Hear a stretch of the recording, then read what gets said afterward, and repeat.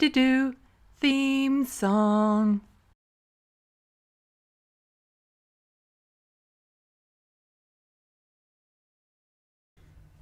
Hello, welcome to Left of the Box News Bites. I'm Sandy. I'll start in a traditional Canadian way by saying I'm sorry for not getting to stories faster. There is so much happening in Canadian news I want to let people know about, and I'm trying my best. I'm still getting the hang of all this YouTube news stuff. I tried to do this video unscripted, but I'm not there yet. The takes were a rambling mess. I'm hoping with time I'll be able to present news stories without them being scripted. Please continue to be patient with me while I learn and grow. Also, I'm working on a video about the Ontario lockdown. The updates are happening so fast, by the time I gather information, it's already changed. I'm hoping to get that video out later this week. Until then, this is a small news bite I found amusing, and it's also a small piece of a much bigger story. Before I get to that, there are a like and subscribe button. Please push them. There's a comment section, and it helps when people put words there. If you don't know what to say, just talk about the weather. Follow me on Twitter, and if you can, become a Patreon. Here is a news clip from CNN, and it is brilliant. Some bad news for our neighbors north on our world lead. Canada is now outpacing the United States in terms of coronavirus cases per capita. This is a concerning uptick, considering that the Canadian vaccine rollout is not going well at all. By comparison, in the U.S., more than 1 in 3 Americans have gotten at least their first shot. In Canada, fewer than 1 in 5 received their first shot. CNN's Paula Newton now finds out what's causing Canada's vaccine drought. That's hard to stomach. It's really hard to stomach. Doctors frustrated, exhausted, as a growing third wave of COVID cases spreads across Canada, even more serious than the first two. And vaccines are arriving far too late to stem the surge. One horrifying look inside Canadian ICUs filled to capacity and beyond, and it's clear, doctors say, Canada's vaccine shortage is now their problem. We went through a period where we were rapidly trying to immunize our healthcare workers, both first and second doses, to all of a sudden, we're not getting the supply that we thought we would. We have nothing. And it went down to, I remember weeks where there was no vaccine. Vaccines change the game of this pandemic. And Canada is still on the losing end. For a country that had categorically claimed to have secured more doses per capita than any other in the world, doses have not arrived in time. And doctors say the early vaccine drought will cost lives. Prime Minister Justin Trudeau says Canada no longer has any domestic production capacity for vaccines, and unlike the US and the UK, was not able to ramp up domestic manufacturing. So Canadians are at the mercy of imports, not even from their American neighbor, but from Europe. We continue our discussions with the American administration on getting more doses into Canada. The Biden administration sent 1.5 million doses of the AstraZeneca vaccine to Canada in recent weeks, but there is no announced plan so far to send more.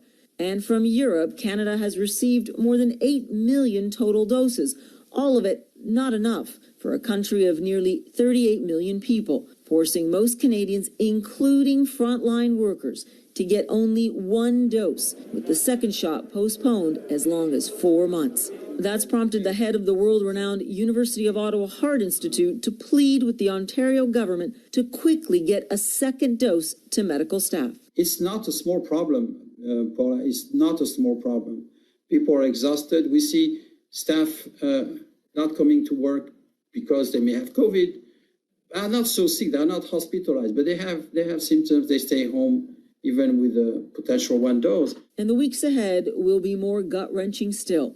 Many provinces are now locking down and triaging and transferring patients, activating surge capacity in its healthcare system that is now under threat of COVID-19 like never before. And Jake, look, this is a problem. You have to rewind decades to really get to the heart of this problem, but that doesn't let the Trudeau government off the hook. They've been in power for more than 5 years. They heard the dire predictions. This country for decades had a competitive advantage in making vaccines. The research was right here. But look, Canadians will now pay for that complacency. Trudeau promises that domestic manufacturing will ramp up next year. Jake, you and I both know it's just too late at this point in time. This third wave is punishing. I am speaking to doctors, especially in the hotspot of Toronto.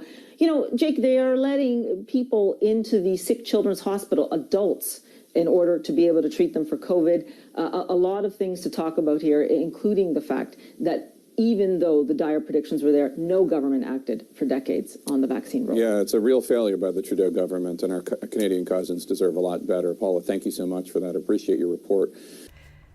Jake Tapper nailed it. The Trudeau government has failed us. Yes, there were some things out of their control, but where they had control, they let us down. Of course, people were outraged that Jake had the nerve to report the news. First line of attack. You don't know what you're talking about. You're in the U.S. Get your facts straight. The correspondent Jake was talking to, Paula Newton, is Canadian. She lives in Ontario. She knows what is happening here because she's experiencing it with us. The outrage continued. But we don't make our own vaccines. More on that in a moment. You suck at reporting. Report more on how the province is screwed up. It's not his job to report on Canadian news. This was a short segment about the federal handling of the vaccine, not an in-depth look at how all levels of government screwed this up. Then there was the whataboutisms. Your death rate is higher. Clean up your own mess. Shall we compare notes on mass shootings? Again, this was a segment about the Canadian vaccine rollout. Also, we have mass shootings in Canada. Not as bad as the States, but worse than a lot of countries that aren't the States. And many people said things along the lines of, you're the Tucker Carlson of CNN. So he's a right-wing racist for criticizing Canada?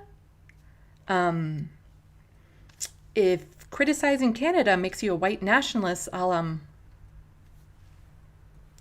have to update the symbol I have over my shoulder. And of course, lots of people yelling, jurisdiction!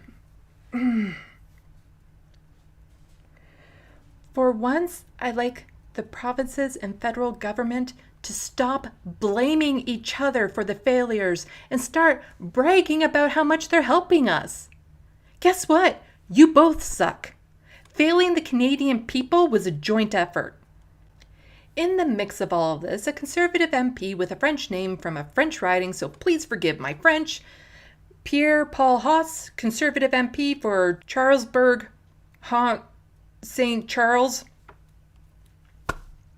I'm just going with that, tweeted out this note in response to CNN's story.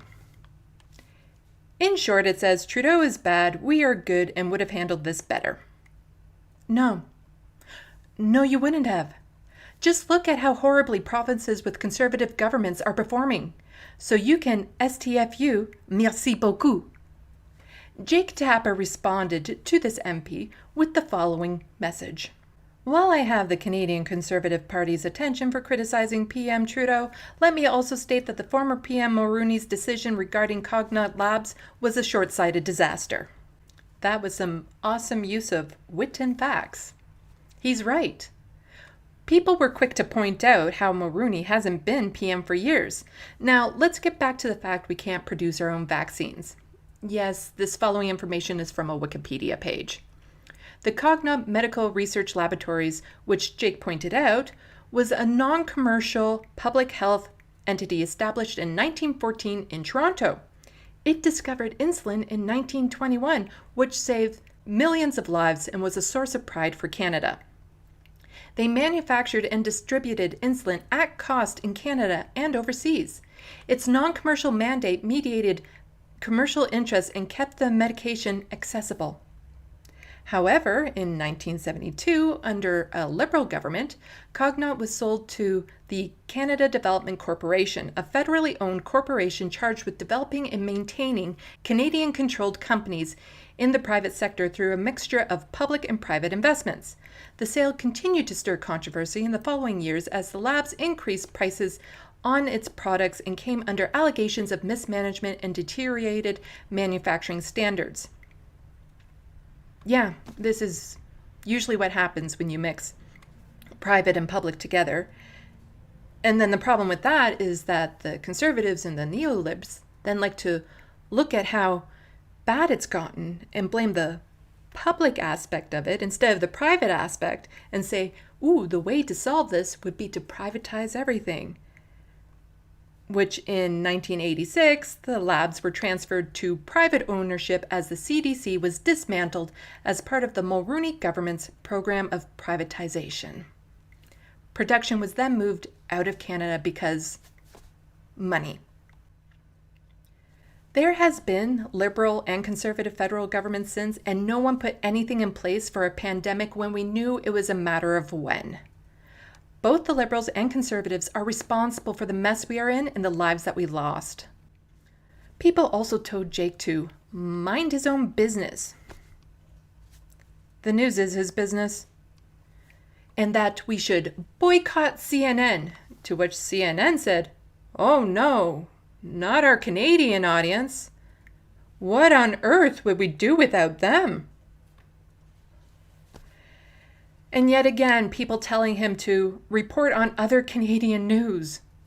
We don't get to dictate what news is covered. That's the corporation's job. And if we did, we would never hear the news we need because we would only hear the news we want. Kind of like what corporations are doing. Then there was this fun exchange. Brian Wilde tweeted out, "How is Canada being 11th such an international story for CNN? 11th? That doesn't seem to jive with how many actual countries there are in the world. Pretty happy to be from a country not 137th. Jake replied by saying, "Because frankly, the Canadian people deserve better." James Gunn, a movie director known for movies like Guardians of the Galaxy, a fantastic movie, and Guardians of the Galaxy 2, also a movie, tweeted in reply to Jake, "As someone in Canada, while most of my friends in the US, strike that, all of my friends, have had at least one shot, this has been distressing to say the least."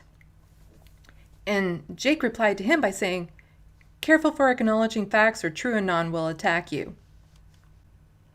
Damn, Jake, you're good at this. You should do more of this. This is awesome. And of course, because he did that, there was more outrage. "How dare you? What about your mess? We're still doing better than the worst." Which shouldn't be something we're bragging about. "Sure, you cover that instead of the piss poor job the provinces are doing." Actually, Jake has retweeted about Doug Ford. Also, it's not his job to report on Canadian news. They featured a Canadian story because of how bad it is. All of this is part of a bigger problem. Why the hell do Canadians care more about what Jake says versus what is happening here? Why is it we get more context and criticism from an outside news organization than from Canadian news networks? Jake did more for this story in 3 minutes than Canadian news has done in 3 months. Canadians like to think our news isn't biased? Oh, it's biased. How many people knew about the vote for pharmacare that the Liberals and Conservatives voted against?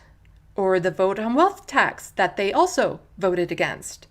Or that the Liberals voted in favor of allowing people with disabilities and mental health issues to apply for medical assistance in dying? Or how the only way we got CERB was because of the pressure from the NDP? And when positive bills or actions are proposed by the NDP, the media often goes out of its way not to mention it was from the NDP. Canadians don't pay attention to Canadian news, and our media takes advantage of that to limit the information we do get. If it takes an American to point out our flaws, so be it. Canadians need to wake up to what is happening here and stop getting mad when someone with an outside perspective says something about us. We are more than happy to talk about the flaws of the States. It distracts from the horrible policies and practices that are harming people here. To the TrueAnon group, when you blindly follow, you can be led so far down a path that when you do open your eyes, you have no idea where you are or how to find your way back. Look at how the Liberals vote. Stop dismissing their scandals. Listen to criticism and ask yourself if there's any merit to it. Are we in a better place because of the Liberals, or are we just better than where we would be if we were under a conservative government? Demand better of our elected officials. Because as Jake says, yeah, we deserve better. And Jake, I just want to say, you rock. Your tweets were awesome. Your story was awesome. As a Canadian, I say bring on more criticism, but only if you want, because again, not your job. But I'd just like to say thank you for what you did. Should you ever find your way up in my area, there's a poutine waiting for you on me. Oh, wow. Okay, that does not sound good out loud. I mean, I will buy you a poutine. It's not, the money will be from me. I'll buy you a poutine. Thank you for watching and stay tuned. I'm Sandy, wishing your tomorrow is better than your today.